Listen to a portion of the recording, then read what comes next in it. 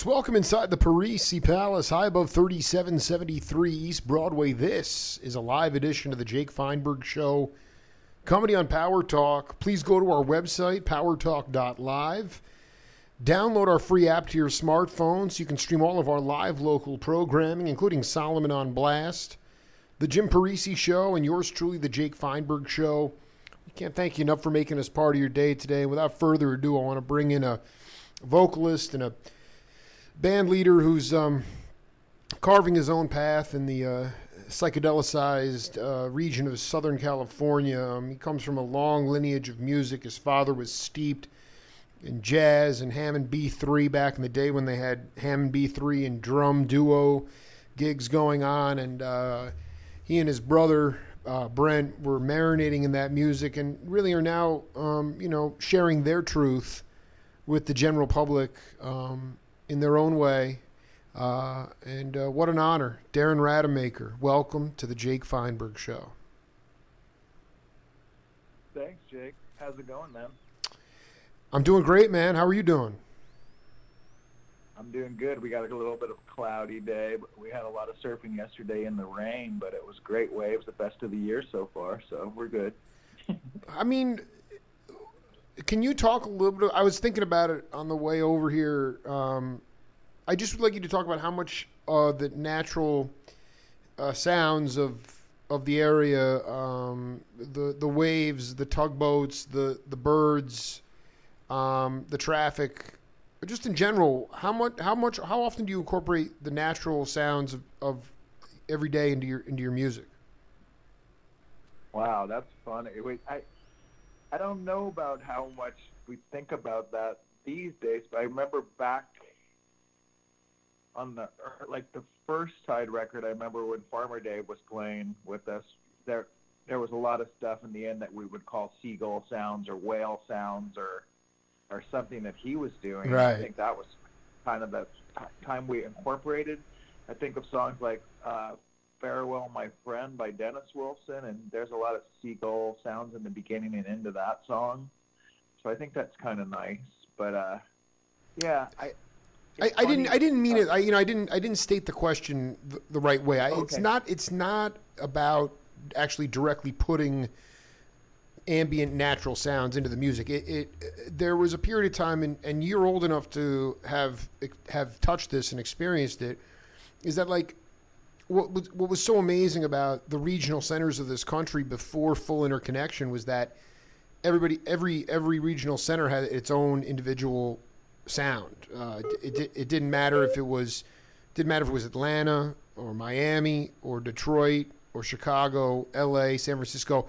And a lot of that had to do with rhythm.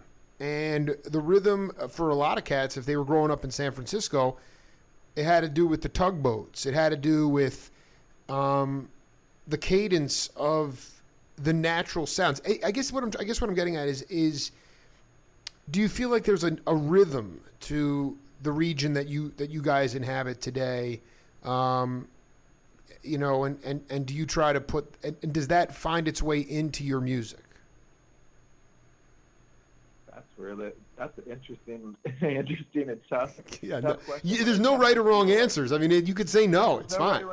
I do feel like there's a rhythm and just the overall vibe of Southern California that had attracted us to end up here. Maybe I felt like maybe we were meant to be here, and maybe that rhythm is part of it.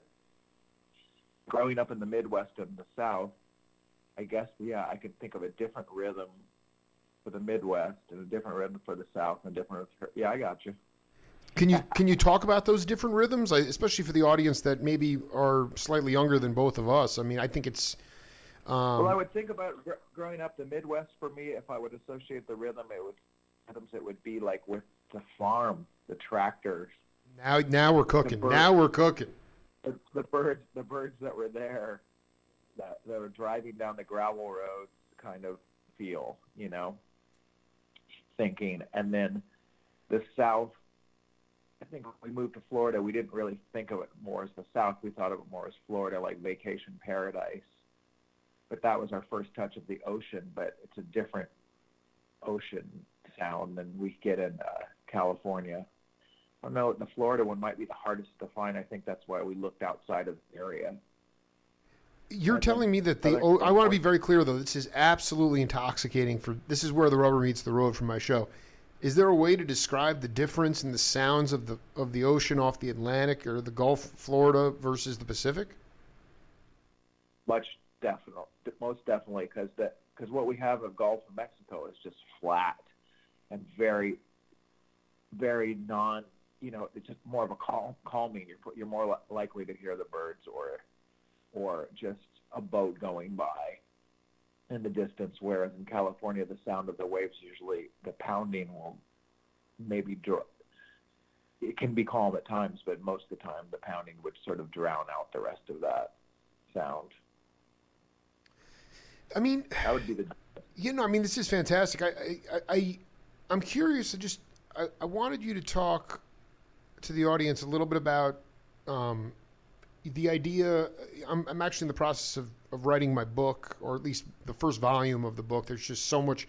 I'm drowning in content, and one of the chapters is called "The Calling," and it has to do with this through all the different cats that I've interviewed, sort of the desire, almost the priestly desire to pursue music at all costs. It's almost a illogical pursuit sometimes, because the music finds you. The music calls you. You don't find the music, and it's truly almost like, it at least for the older cats, the devotion to it spoke. You could equate it to someone like a priest who's going to be celibate for the rest of his life. It's that kind of. Yes.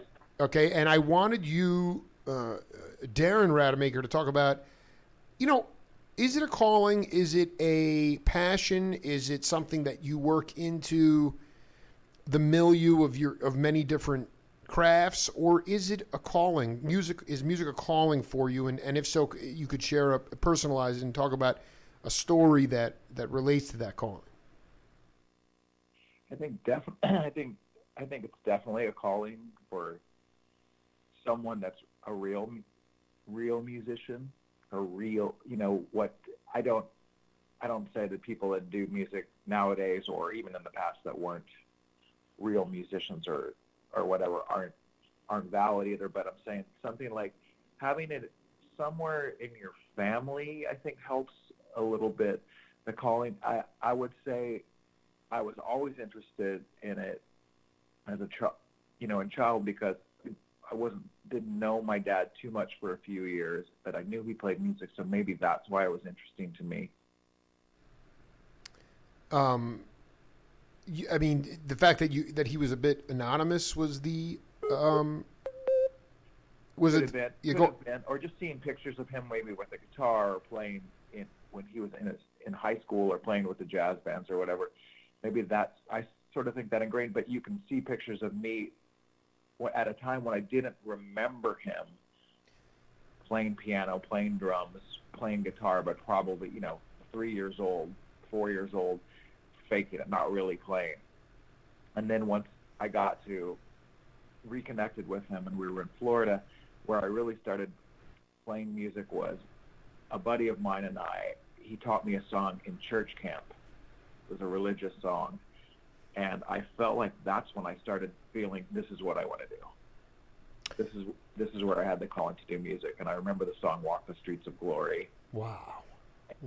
And I came home from church and I said, "Hey, Dad, I learned this song on guitar." It wasn't like he taught me, and I could still probably play that song. And that was just the first song I learned. And so it wasn't until years later when I got into Dylan and other people, and people that had some sort of religious background to their music, or some sort of religious slant to it. I just always say, it's like, well, my dad was a musician, but where I really started playing guitar was in church camp.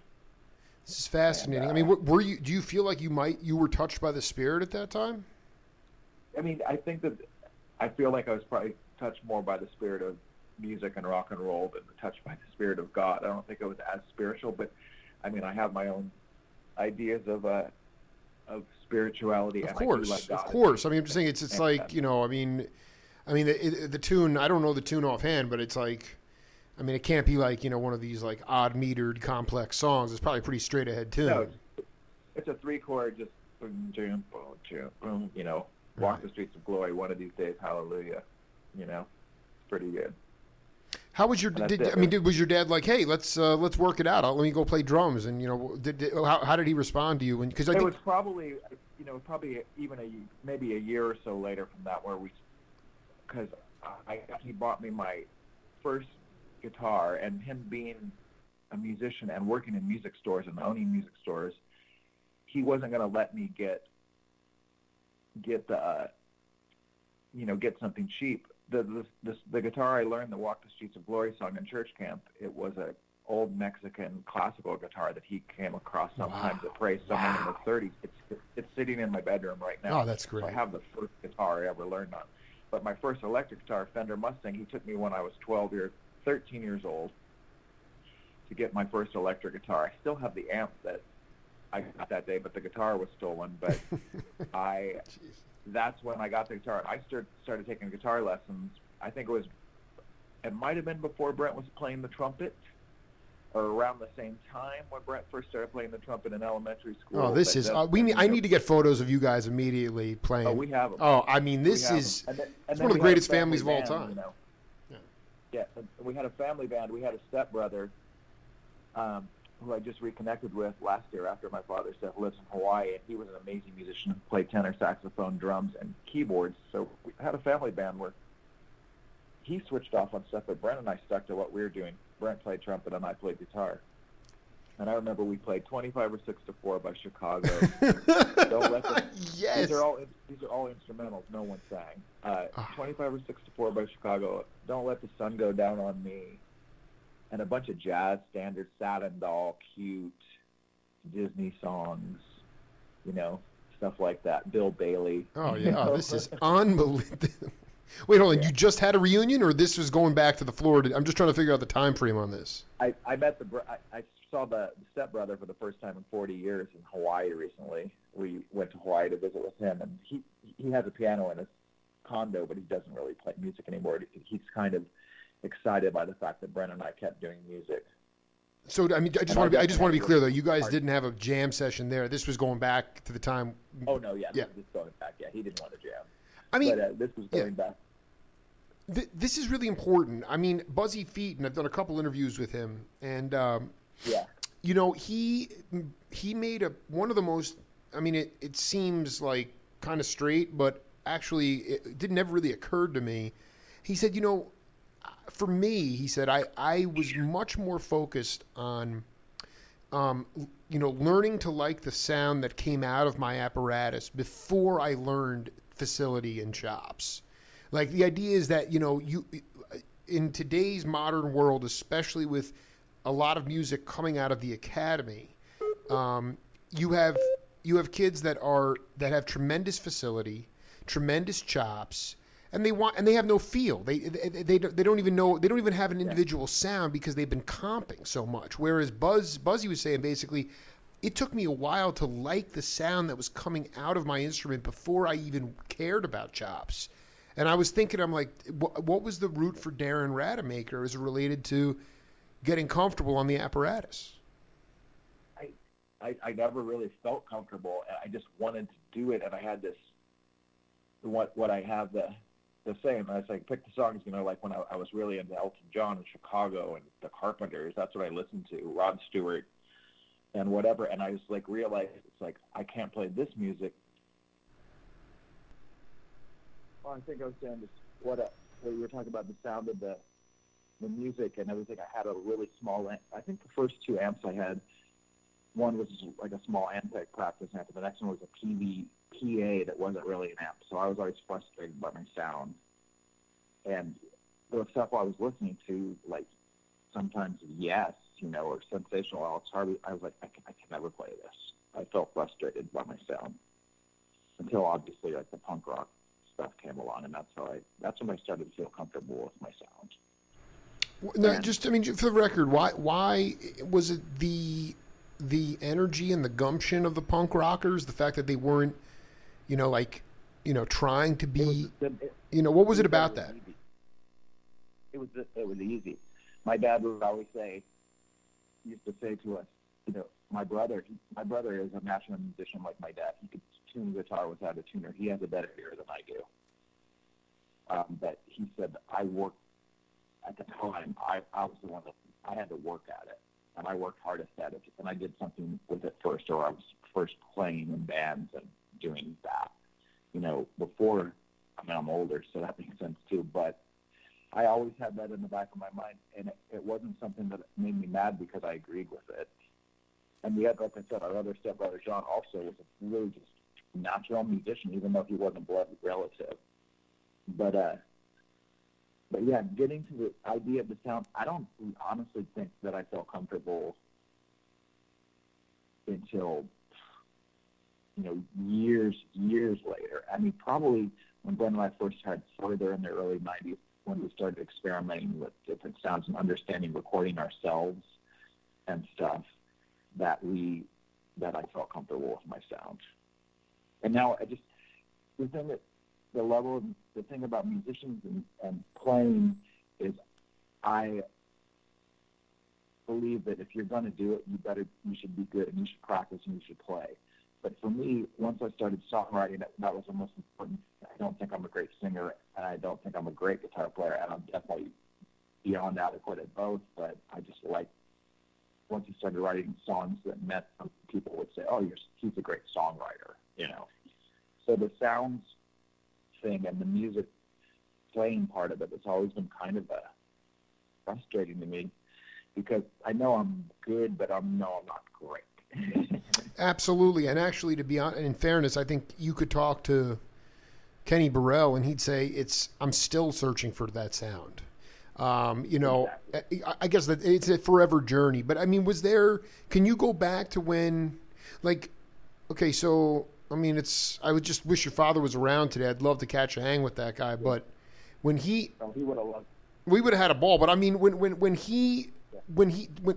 why, I guess that it's not why, but can you talk about a seminal moment when you and Brent really, or whoever you were kind of in the early '90s, when you started to really learn the recording, the technology for yourselves? Do you consider that sort of when was the birthing of your sort of, professional music career? Was it at that time? Oh, no. Professionally, the first thing that I did professionally was right out of high school. I started a band with some of my skateboarder friends, playing covers. I think a couple of songs that I wrote, but mostly covers, in the late '70s. And then there was a band that, the only one that we thought was kind of punk rock, and Brent and I would see them when we'd go to concerts and see these guys, and they had played at a friend of ours' birthday party, but they lived far away from us, and we would see these guys, and somehow I got to open up for these guys with my band. But the second time I did that, they asked me to join their band. Wow. So that's when I felt I was professional, because I joined the most popular punk rock band in Tampa. And by punk rock in the late '70s, it's not what you would think of as today's punk rock. It was, I would say we were more like a power pop band. We played Secret Agent Man by Johnny Rivers and, Johnny Thunder's covers and cover songs, and a bunch of originals by this guy Lester. Would you say, I want to ask you a question, because I remember listening to a radio interview with Garcia and John Kahn, and it was '78 essentially, and they were raving about punk rock. They and it's not the punk rock that we think of today, but when you say you were doing covers, were you turning those covers upside down and inside out and making them your own? I mean, how would that? Oh, no. What was the presentation like? Straight versions of songs by the Buzzcocks or the Jam, and right. But then we'd say, like I said, then we would do, something weird like Secret Agent Man, but that way we would turn around, make it a little faster or whatever. And I remember we played loud, but basically, when I think back on it, I would say it's more almost like '70s rock or pub rock in a weird way too, especially some of the originals that we played, which were really good. And it's sad because this band made an album and it was horrible because we didn't know what we were doing, but it would have been nice if there was recordings of some of these songs that were good.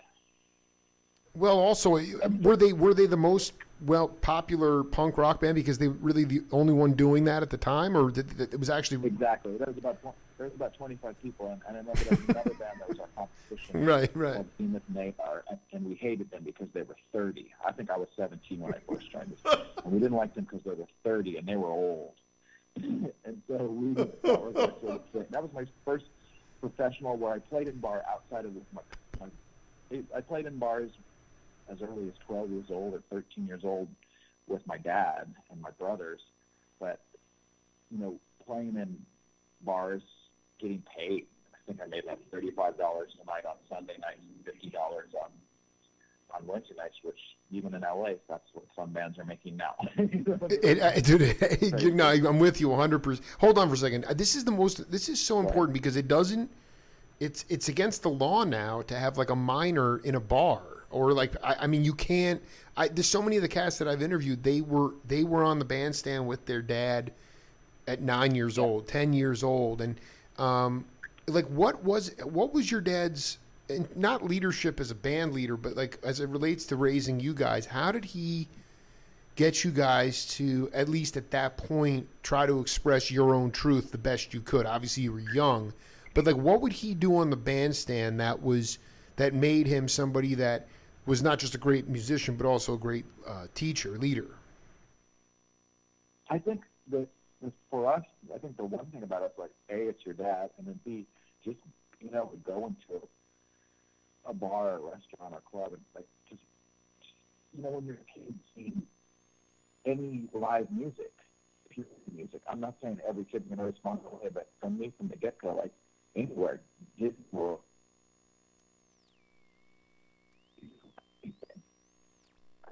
junior high in Florida, the first time that great dance, and I remember the name of the band, Fox.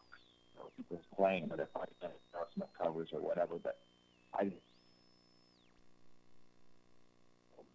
did this in the cafeteria, and I think that was part of it. Just when we'd go see him, it was the times, like, a lot of times when they had the keyboards in like a bar or a restaurant, some guy playing the organ or whatever, they had like a mirror behind so you could see the hands, and it was just something about that. Just, I don't know, there's about the power of us or just something. Everybody's paying attention to that kind of thing. Well, we're talking to Darren Rademaker, legendary cat. We have a game on this program called Name That Voice. I want to put this in for you right now. Take a listen to the content, and then we'll come back and break it down. The major depressions that I had in the last 20 odd years was watching my partner David Crosby sink so deeply into drugs, and the way that I dealt with that is I tried to love the man as much as I could. And I must tell you that when he walked barefoot into the FBI offices in Miami, I knew that he had chosen life over death, and I was very grateful. How did you show love to him? Just being there for him, understanding the pain that he was going through, understand what he was trying to hide, by taking all those drugs, trying to take as many drugs as him, trying to take no drugs. I tried many ways. Mm-hmm. But once again, I said, when he walked into the FBI offices and gave himself up, he had chosen the positive over the negative. You want to take a guess at who that is? Well, I kept going back and forth between Graham and Steven. Am I wrong on both? Oh, you're. First of all, I also want to be clear. I want you to speak. I don't know if you're on a speaker. I want to make sure I can hear your voice as good as possible. This is essential. So, yeah. No, you were 100%. Steve, that was Graham Nash from my interview with Graham from 2016, and it's not so much about. I mean, Crosby's. The guy was chasing the dragon. He's seen some hard times, but I mean, how have you self-preserved in the racket? Some people might call it the music business, but I just seen I don't care. You could have some of the most iconic superstar people, and they treat it just, it's a rough business. It's been a rough business since before your father. It's from the beginning of time. And I just wanted you to talk about. Yeah. We excelled in it when it was a real business. Not excelled at the fact that we ever were famous and made a lot of money, but what we did was every step of the way, putting out indie records or getting signed to a major label and doing all the work that it took to do that. We did all that. And nowadays, like, I have a joke. I see it all the time. Somebody says on the internet, Facebook or Instagram, check out my new single, comes out today.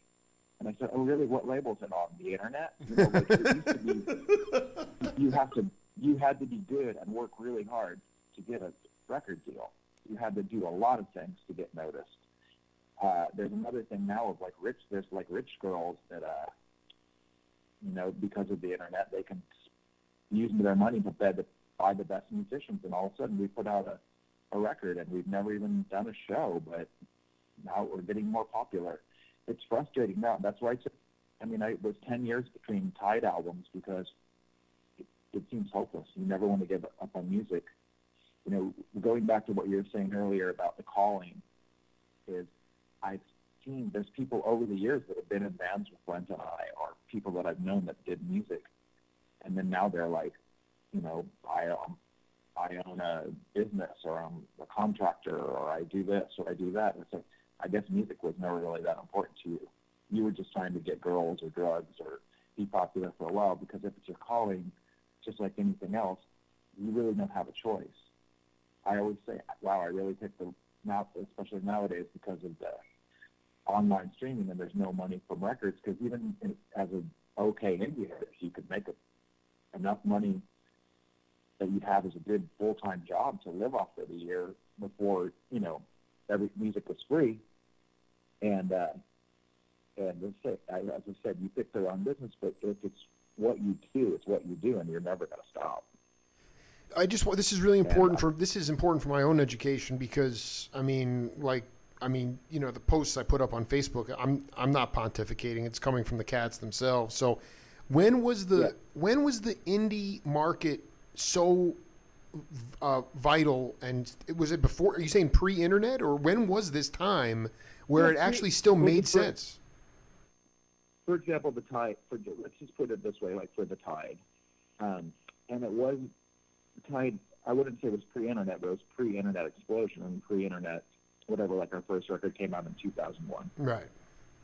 And even though it was on a really small label, one in America and one in England, we got so much notice in the papers and in the real magazines. What I considered real journalism, because of what I liked growing up, was being in the NME or being in the Melody Maker, being in Rolling Stone. Being in Rolling Stone was difficult, but the English, you could be an underground artist and get exposure. The Tide. The first Tide record, once at the end of the year in 2001, they picked their 50 best albums and they put them on the cover, and we were number 46, I think. But we're right next to like Jay-Z and Alicia Keys and The Strokes and White Stripes too, because it's all music. That's right. Your little indie album made it in there. So then after that, then for the next two albums we signed, especially in Europe, but they had an American deal with Sanctuary and then Beggar's Banquet, so it's kind of like being on a major label. So for all those two albums, I made a little bit of money, and because people were still buying records. But then nowadays it's like my last album. It was a very limited edition album or whatever. So I'm very proud of the fact that you can't get one for eBay for whatever price. But like I'm saying, you just don't make any money, and it's like we're the only business. It's like, can you imagine having a farmer come over to your house and say, fix your drain, and then at the end of the day, once you get paid, you say, oh no, I'm not paying you, but I'm going to put it on the internet that you fix my drink. You know what I mean? Yeah, that is the greatest analogy. Maybe I'll promote it. I dig, man. I dig. Yeah, and it's like, that's what's funny about that. And the different thing is, since President, which is funny, is how some bands manage to work out a living by just touring all the time. But when you're older and you're married and whatever, I love, and I believe in the Bob Dylan credo of like, hey, being a musician is to play music for people. Being a gypsy, traveling, playing music for people. It's not about making records. And I do agree with that, and I have the most fun. You know, once I sort of came to that idea, on the last big Tide tour that we ever did in the 2000s, I had a friend of mine who's no longer with us, and every night we'd say, we're the Gypsies coming to town. It's Tuesday in Montreal. And for the 60 to 200 people that are going to be here, we're going to bring the party, and we're going to have fun every night because we're the Gypsies coming to town to play music, and we're going to meet a few people, and we're going to have fun. And that's when it sort of changed, instead of like, oh, being on tour is so boring and blah, blah, blah. And I just think that if you approach it like you're a song and dance man, that's what, you know, being an entertainer and being a musician is about. And that's what I always, you know, because I just studied Dylan for so many years, and it's like, I just think he's the ultimate litmus test on anything of what's right, you know. Yeah, I mean, it's funny, I've interviewed Keltner 5 times and Fred Tackett, and did you get off on his, you actually tied him into when you learned that tune at the church camp, and you talked about Dylan's spirituality, and talk a little bit about that, because what was so funny about those tours, you know, Saved and Slow Train Coming, is that,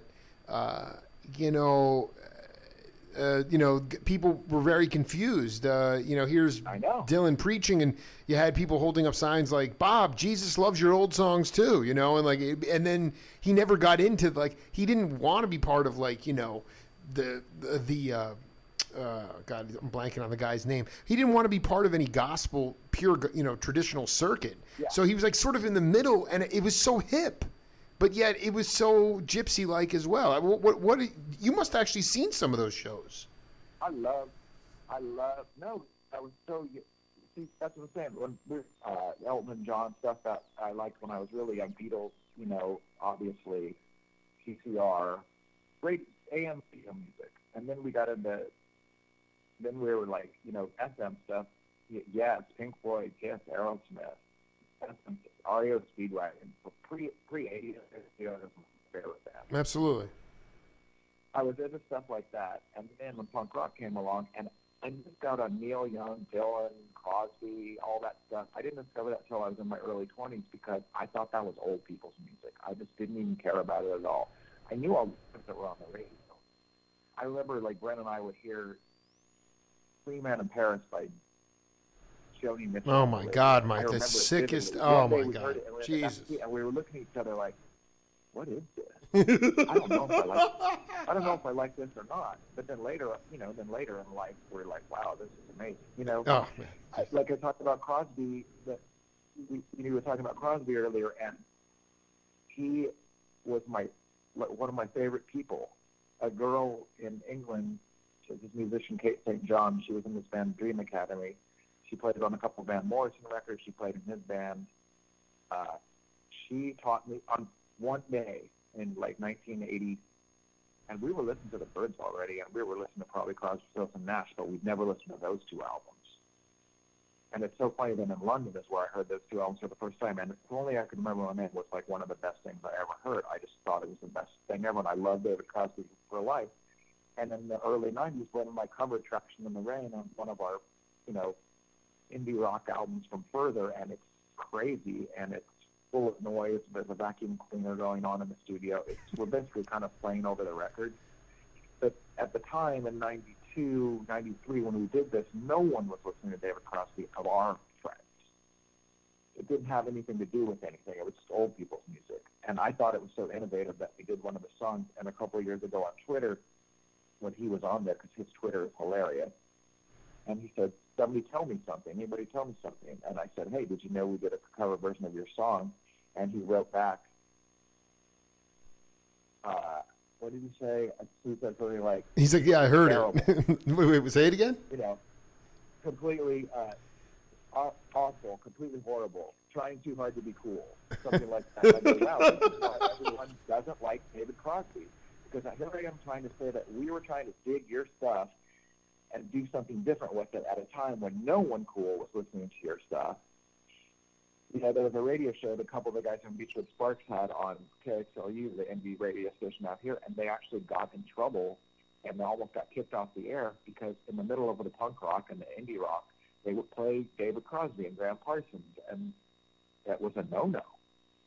You know, it was a big no-no, and that's how the birth of kind of what we did or how we got associated with California rock began. And it was one guy that would make these West Coast tapes for us, and then we had always been listening to the Byrds. Our previous band was basically super into the Byrds and whatever, but we started listening to different West Coast stuff, like West, and like English West Coast, like Cochise, and just all these bands, and like we were finding all this obscure stuff, and it was great. I mean, Farmer Dave was one of the cats that was almost kicked off the station? It was pre-Farmer Dave, a little bit pre-Farmer Dave, but really, what was the original? I mean, were you ever in the original Beachwood Sparks? I didn't know there was a. No, at the end of Brent and I's band, Further was always, it started with the four guys, and then it was the three of us for a long time. And towards the end, we started getting back into not making lo-fi records and trying to make ourselves sound a little bit better. And we started to augment, trying to get other musicians. And there was a time we didn't even have a bass player. We'd play three guitars and drums. And wow. Then we started thinking, oh, we'll have, and we played keyboards on the records, but we need a keyboard player and we need a bass player. And I saw this kid at the radio station one day, and he was kind of like a punk rock emo kid. And I said, can you play any instruments? He goes, I play guitar. I go, you think you can play bass? And he said, I could try. And I go, do you want to come to practice on Thursday? And that was Chris Gunst. Oh, so that is legendary. Oh, my. I'm so glad you mentioned that cat, man. Our last shows of Further had Chris Gunst and had this guy Jimmy Tamborello, who went on to be like in the postal service and all these other he's more of an electronic artist nowadays. But they played our last few shows, or not the very last, but there was a period right before, in the last year to 6 months before we died. They played a couple shows in our band, and when I had left Further because I was doing this other project for Sony for a while, Further kind of carried on like one more show, and then they were done, and then started this new band with Chris, Beachwood Sparks, and then they knew that's how Farmer Dave came in. I didn't really know him, and there was a guy that played with him, it's just so funny because like our whole band. Why do you think that there was such a strict adherence? Like, why was it that? I mean, you may not know the answer to this, but it just strikes me as like being a station that only played punk rock or that kind of music, and they wouldn't. I think that's the beginning of the end in some ways. I mean, cats don't really listen to the radio anymore, but you had a time when you guys were young boys when, I mean, freeform radio was like you'd hear, variations on Bach into Mahavishnu Orchestra into the Byrds. I mean, it's just like it was so open. In Florida, we had a station 88.5 WMNF, and they had like whatever. And what I say about to people now, and even as far back as I can remember, to like say the early 90s, I would remember, okay, kids now, and people now, it's like, hey, 1 minute you're listening to punk rock, the next minute you're listening to Leonard Cohen, the next minute you're listening to reggae, next minute you're listening to Led Zeppelin, next minute you're listening to hip-hop, next minute you're listening to this.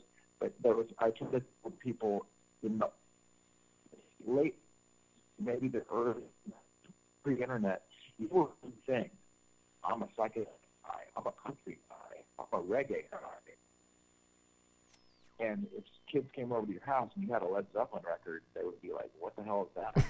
I mean, it's all click-formed. And the only thing I can say about, one good thing I can say about modern times is like, even when I DJ, like I'm DJing Smite and I'm at a bar where I play whatever, I love that. But other places I play dance.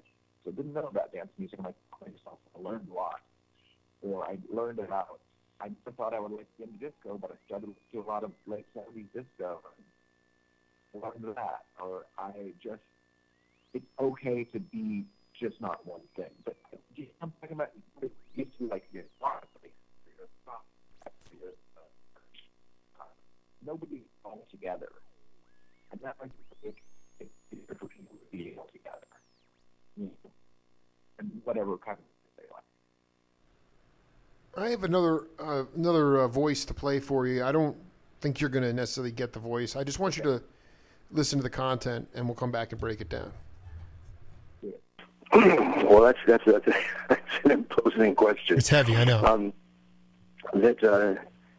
I have to reflect on what has worked for me. I think that regardless of whether you're leading a group or you're being a solo performer or you're in a duo or you're just simply pursuing your dream, I would say that having the good luck to find something that you love to do so much that you will jump through any hoop imaginable to do it is the key. And you don't do that reading from a book of how to get ahead in the world or what was it, Dale Carnegie book, How to Be Successful. Mm-hmm. It's something where you're biologically driven and you're possessed and it's falling in love. I mean, you can apply it to romance, to work of any kind, to taking care of children, to any worthwhile path to devote your life to. And I think that if you have a sense of adventure and explore to some degree, you'll have a better chance of stumbling into something that you love. And I don't know that there's any formula for it other than just being open to life. And if you are lucky enough to be lucky in love, however it might manifest, it's just I think the greatest reward for your sense of adventure. Well, I wanted to. That was. I'm sure your dad probably collected this cat's records. Is Paul Winter? Interesting. I know who that is. Yeah. Well, no. He had the Winter Consort. He was actually the first cat to play the White House. Kennedy invited them to the White House, and it was Harold Jones, who's still playing drums with Tony Bennett, and a bunch of cats. And Kennedy got a lot of pushback because they said, "What, you're going to bring the first jazz band, and it's not going to be Duke, or it's not going to be Basie, or I don't know if Louis was still around at that time." But I want you to talk to people around the world about the idea of remaining curious, and not. I mean, even for you, you've seen whatever is I think you brought up a great point. This lack of authenticity, these rich girls or whoever it is. I mean, some of the biggest pop stars today, they can't even play. They can't even play live. They can't even play.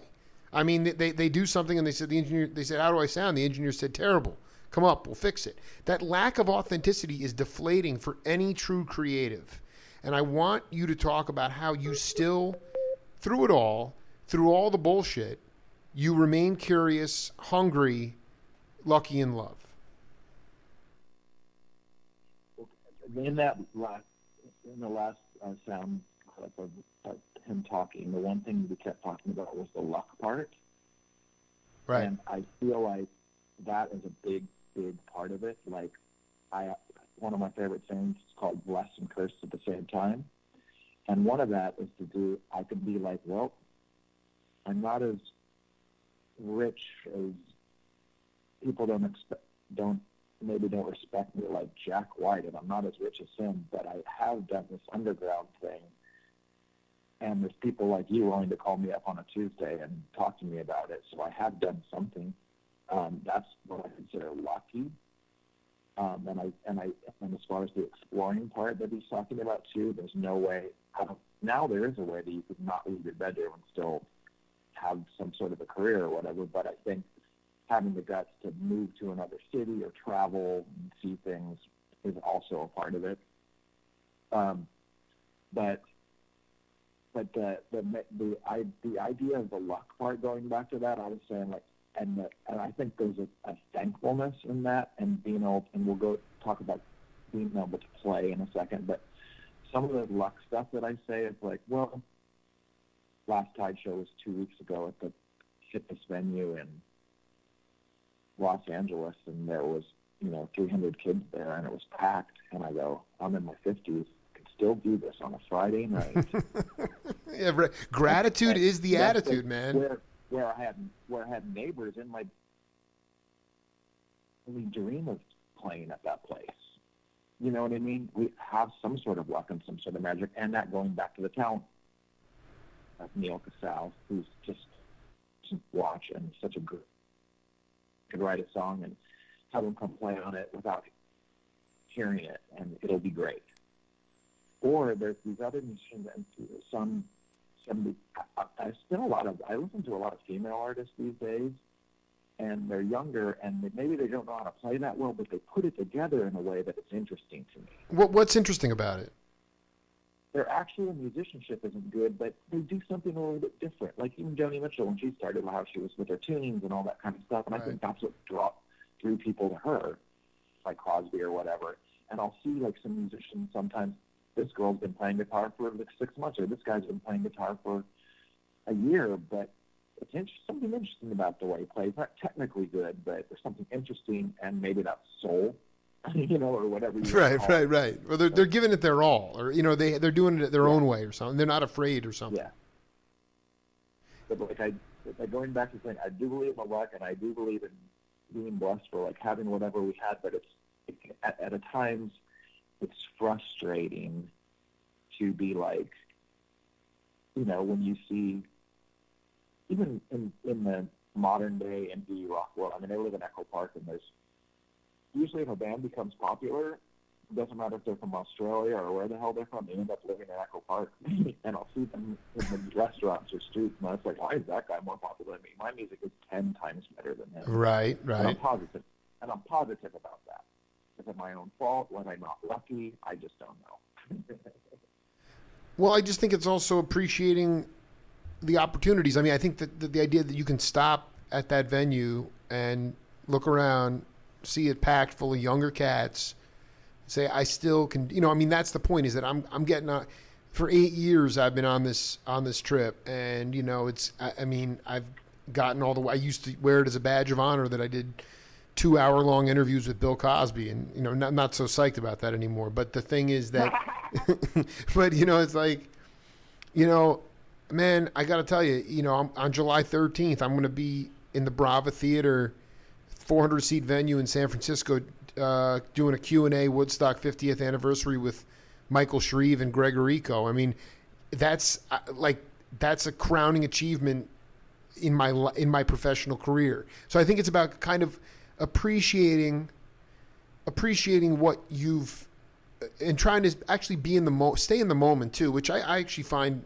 harder and harder to do in today's world. I mean, I've asked Randy Brecker about this. And I wanted, as it related to Michael, his brother. I mean, do you get visited in dreams by your father? What? Does your father visit you in your dreams? Do you have interactions with your dad? Not really, but sometimes I think about, like, you see, like, I have his watch, and I wear that all the time, usually when I'm out at night. I don't wear it in the daytime, but if I'm going out or I'm playing, I feel like, there's a part of him that's here. Like when I was in Hawaii recently, I felt like a lot of that presence, but not really visited in dreams. Yeah, sure. But yeah, like I said, it just was there's a video of he had a little jam room, and then not the last time I went, but the time before that we played. He was into playing again, and we were playing Johnny Be Good, and we made a video of that. That was nice.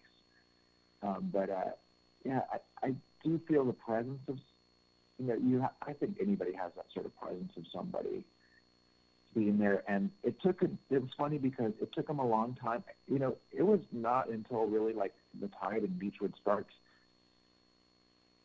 and even Gospel, but he really liked Gospel Beach. But before that, he always kind of would come see our bands in Florida, but never really say too much about it. And I don't think musician-wise we were that up there yet.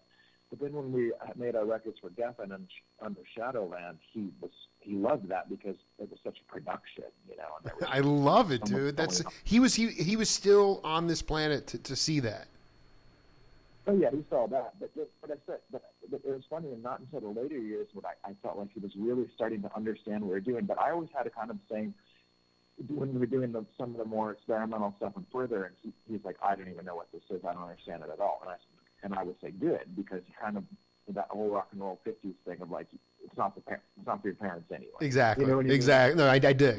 Yeah. Even though he was a musician, but then he came to the point where it was like, wow, he could really respect, and I think more than anything, he really liked Gospel Beach, man, that I could even see him driving around listening to it, And so it was that part of it. I mean, he was proud of us. He was. It's just going back to what the subject we were talking about before. I remember he was really proud in Shadowland that Robert Plant played on the record. And he goes, do you remember when I drove you to Tampa Stadium to see Led Zeppelin? You took the day off school, and how does it work in a world that, 15 years later, 10 years later, he's playing on one of your records? And I was like, I don't know either, but it just worked out that way, And I think, honestly, without ever meeting him, I mean, anybody who is playing melodic improvisation or jazz, and they're playing burning music, even if they don't understand necessarily what you guys are doing, the fact that it's different, and you're carving your own path, your dad respected it greatly. And I just think that, when next time I'm out in Southern California, go ahead. I just wanted one more thing about the yeah. We grew up, and I told you what we were playing in the family band, but every night at dinner, we watched TV like a 70s family. We listened to music, and we listened to jazz and blues and 50s. That's what we listened to. Chuck Berry. We'd listen to, like, George Benson. We'd listen to Dave Brubeck, listening to Paul Desmond. Oh, my Stanley God. This is just the most amazing dinners of all time, dude. And then we would be listening to, and then we'd listen to Gene Benson or Eddie Cochran, and listening to blues. I can't remember specifically what blues stuff. Kenny Burrell records, Wes Montgomery. We listened to jazz records, and that's what we listened to at dinner. And he would drive us to concerts, stuff that we were into, but he wouldn't go in because I wasn't 16 yet.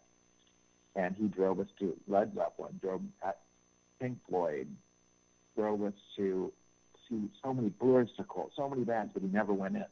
One night he drove us to Lakeland Civic Center, and I think he would just go to the hotel bar or something and pick us up after. One night, Lakeland Civic Center was Queen and Thin Lizzy, and it wasn't sold out. And after the show, my dad picked us up, and he said, how'd you like the show? And he said, it was amazing. He goes, oh, I thought so too, because I went in and not mine. And then every night at dinner, we listened to Queen. Every night. Wait, I'm sorry. How did he get it? He snuck in, or how did he get in? No, it wasn't sold out. Oh, so he just bought a ticket. And the tickets were probably $7. Oh my God, that is epic. So he goes, how'd you like the show? And you're like, it was amazing. He's like, yeah, I thought so too. It wasn't his kind of music, but he couldn't deny that it was quite a spectacle, and that Freddie Mercury was an incredibly talented person. He always talked about the lineup too. Those songs. And it was just amazing to us that all of a sudden he was starting to get down with the kind of stuff that we listened to. And, it wasn't like Queen was our favorite band, but that was the 70s, and like it was the Day at the Races element, and we were like, wow, this is amazing. And so that changed, and we started with, and then when I moved to California, then I would go back, or when I moved out of the house, then I would go back, and he'd be listening to my Allman Brothers and ZZ Top records with his friends. And I go, you never wanted to listen to that back when I was listening to them. But I left him, and he was listening to them. And I mean, he loved the Allman Brothers and Greg Allman. And that was kind of place that I was into. And then even in Chicago, we do a cover of Licking Publics, and we love the Allman Brothers, Greg Allman dying, and the whole Florida connection between all that Southern stuff is a big part of how I feel too. Yeah, well, actually, I want to save that for part 2 because I mean, between Dickie Betts and Les Dudek and Butch Trucks and Tom Petty, and I mean, there was just so much stuff going on that I want to vet with you. And so let's either we'll do it in person or when I'm out in Southern California, or we'll pick up on part 2. But Darren, it was just really a high honor to connect with you, man. I had a ball.